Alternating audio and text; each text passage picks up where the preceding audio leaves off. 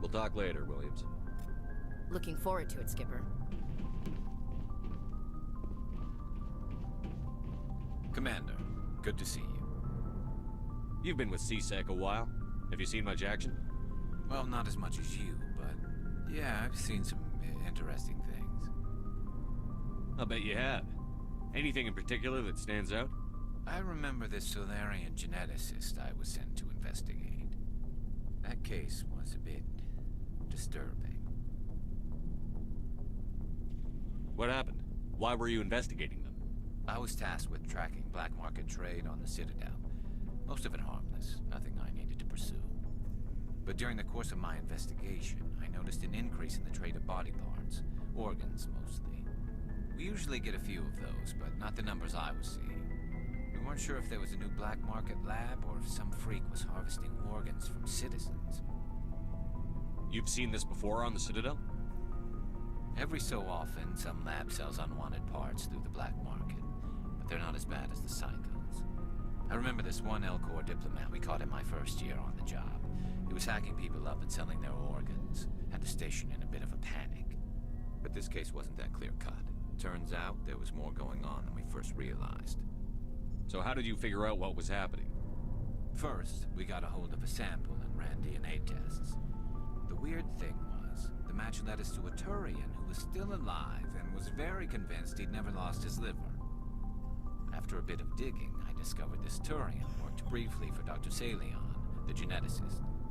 So I went to his lab hoping to find evidence of cloned organ development, but there was nothing. No Solarian hearts, no Turian livers, not one Krogan testicle. You're kidding, right? Why would anyone want Krogan testicles? Some Krogan believe that testicle transplants can increase their virility, counteract the effects of the genophage. It doesn't work, but that doesn't stop them from buying. They'll pay up to 10,000 credits each. That's 40,000 for a full set. Somebody's making a killing out there. What did you do about the geneticist? I brought in some of his employees for interrogation, to see if I could get them to talk. While I was interviewing one of them, I came across something suspicious. Yeah? Go on. One of my detainees started bleeding profusely during the interview. We offered to patch him up and he got frantic, freaked out. I ordered a full exam to find out what was going on. Our medics found incisions all over his body, some of them fresh. That was our big break. These people weren't just Dr. Salion's employees. They were test tubes. Walking, living test tubes. He was growing parts inside these people? Exactly. He cloned their organs right inside their own bodies. Then he harvested them and sold them off. Most of the victims were poor. He'd pay them each a small percentage of the sales, but only if the organs were good. Sometimes an organ wouldn't grow properly, so he'd just leave it in them. Most of them were a mess, but only on the inside, hidden so nobody could see it. I hope he got what he deserved. That's the worst part. We never caught him. Why not? What the hell happened? He ran, blew his lab, grabbed some of his employees, and headed for the nearest space dock. By the time I found out, his ship was already leaving. He threatened to kill his hostages if we tried to stop him. But you went after him anyway, right? I ordered Citadel Defense to shoot him down, but CSEC headquarters countermanded my order. They were worried about the hostages, worried about civilian casualties if the ship was destroyed so close to the Citadel. I told them those hostages were dead anyway. He just used them to make more organs. But they wouldn't listen. Well, you can't get them all. No, but letting him get away like that. All they had to do was disable that ship, stop him from running. Maybe the hostages die, maybe they don't, but at least we stopped the bastard responsible for it all. I suppose I can see both sides. But what's done is done. I suppose. Can't waste too much time worrying about it now. Just wish I could have stopped him. That's all. Do you have any idea what happened to Dr. Salion? I sent out feelers from time to time, hoping to find something. I thought I'd found him a while back. He changed ships and changed his name to Dr. Hart, his idea of a joke, I guess. I told the military, but they weren't convinced it was him. I got the transponder frequency for his new ship, but I just can't get anyone to check it out. I'll check out the coordinates when I get a chance. I was hoping you'd say that. But Commander, take me with you when you go. If it's Leon, I want to be there when you find him.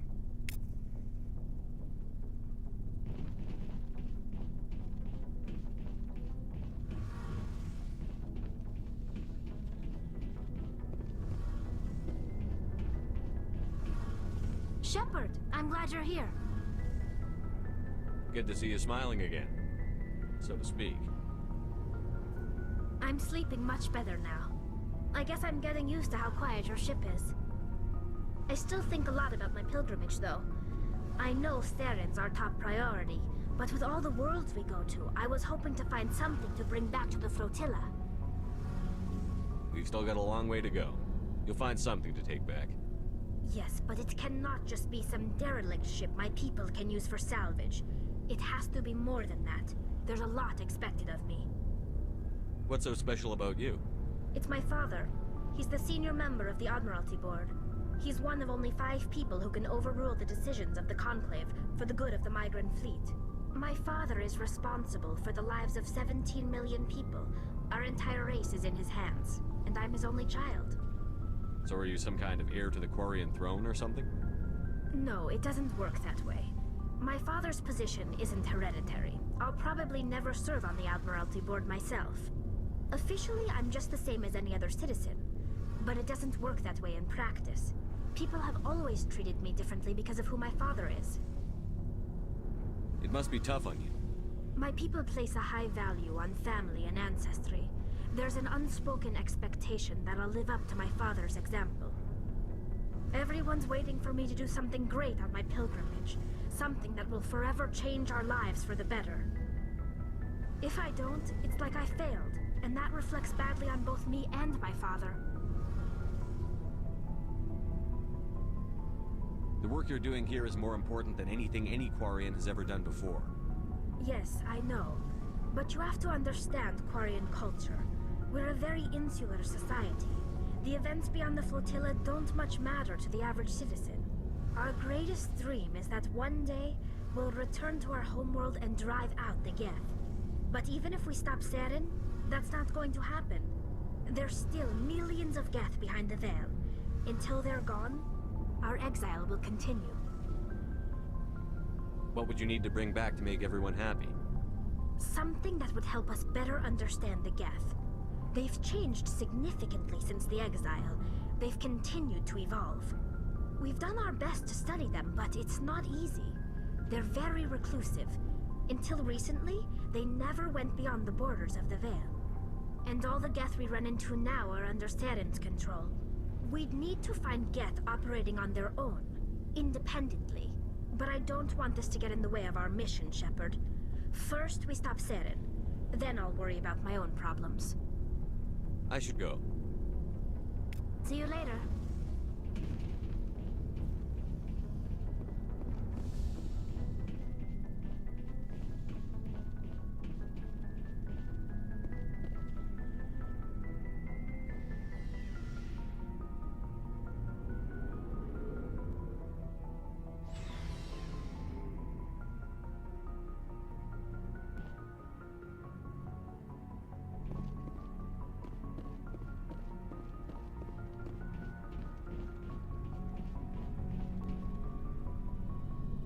Creepy walk. Anything you need, Commander? Yes, I'm gonna say that every time. Just trying to get a sense of where the crew's at. Thoughts? Well, they know about the stonewalling you've had from the Council. And what do they think? They're on your side. They're pissed about the resistance we're getting, especially from our side. I'll have a better handle on all of it when my head stops hurting. Another L2 flare-up. Ever thought about going back under the knife? Maybe get an upgrade? No thanks, Commander. One slip and you can't remember your own name. The L2s spike higher anyway. My abilities would drop with pain-free L3s. That'd be a cold day before I turn myself over to a Canadic subsidiary. I haven't heard anything about kinetics in a while. Yeah, they quietly disappeared. Broke up into a bunch of little corps after they botched the training on Jump Zero. After first contact, Kinetics was set up to track Element Zero exposures and develop implants for humans. Once we had an embassy on the Citadel, Kinetics could bring in experts instead of taking it slow.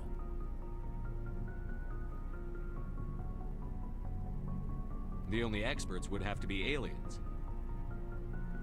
Dead on. Turians, actually. That's why Kinetics kept it a secret. They were afraid of what people back home would think, asking the Turians for help when we just fought a war with them. The Asari would have been more acceptable than the Turians. Yes, but the company didn't go through the Citadel. It would have made Earth look weak, so they discreetly hired some Turian mercenaries. Is there some reason we couldn't learn it on our own? They didn't know where to start. Hell, it took a couple of years to even link biotics and Ezo. Forget trying to get the kids to move stuff. They had trouble just helping them not break their own limbs. And their choice of teachers didn't help much.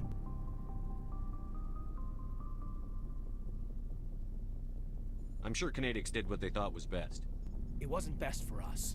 They brought in an ex-military Turian named Commander Vernus. A real hard-ass. He basically had a free pass to break us if it would turn out a decent biotic.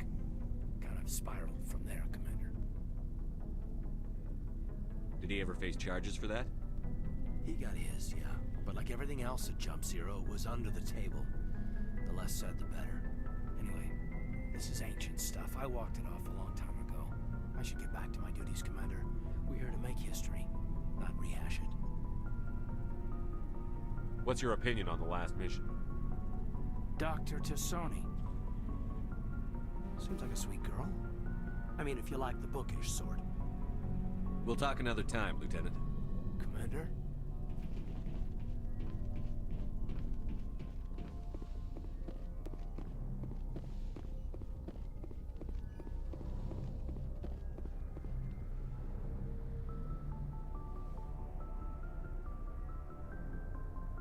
I get the feeling you want to ask me something, Commander. Maybe we could pick up where we left off. You were telling me about your interest in the Protheans. Actually, I think I was talking about my interest in you, and making a fool of myself in the process. As I said, I am not used to dealing with people, especially humans. I did not really know much about your species when we first met, Shepard. I found it hard to take humanity seriously. Your kind always seemed so rushed and high-strung. Well, we don't have the luxury of time. An Asari can live for 1,000 years. We're lucky if we hit 150. That is true. At first I thought that was a weakness of your species. After spending time with you and your crew, however, I think it may actually be an advantage. You humans are creatures of action. You pursue your goals with an almost indomitable determination. It is an admirable trait, but also an intimidating one. You're scared of us? Unfortunately, the rest of the galaxy sees humanity as something of a bully. You run over anyone in your path to get what you want. It is up to people like you to change their minds, Shepard. Why me? There is a reason the Council chose you to become a Spectre. They saw something special in you.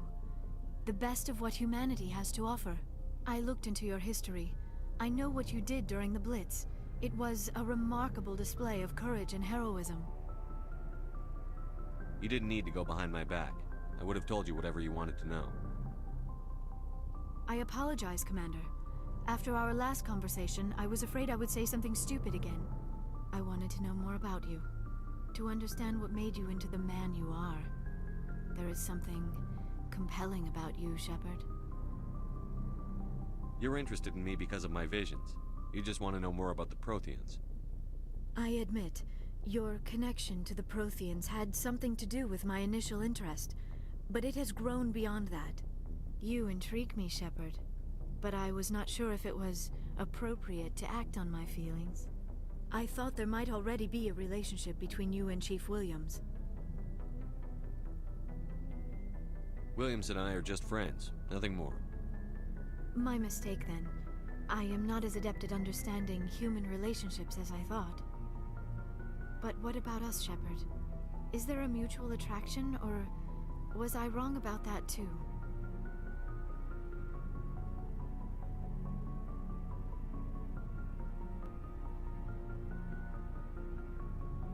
I'm not interested in you in that way, Liara. This is very embarrassing for me, Commander. Please, let's talk about something else. I should go. Goodbye, Commander.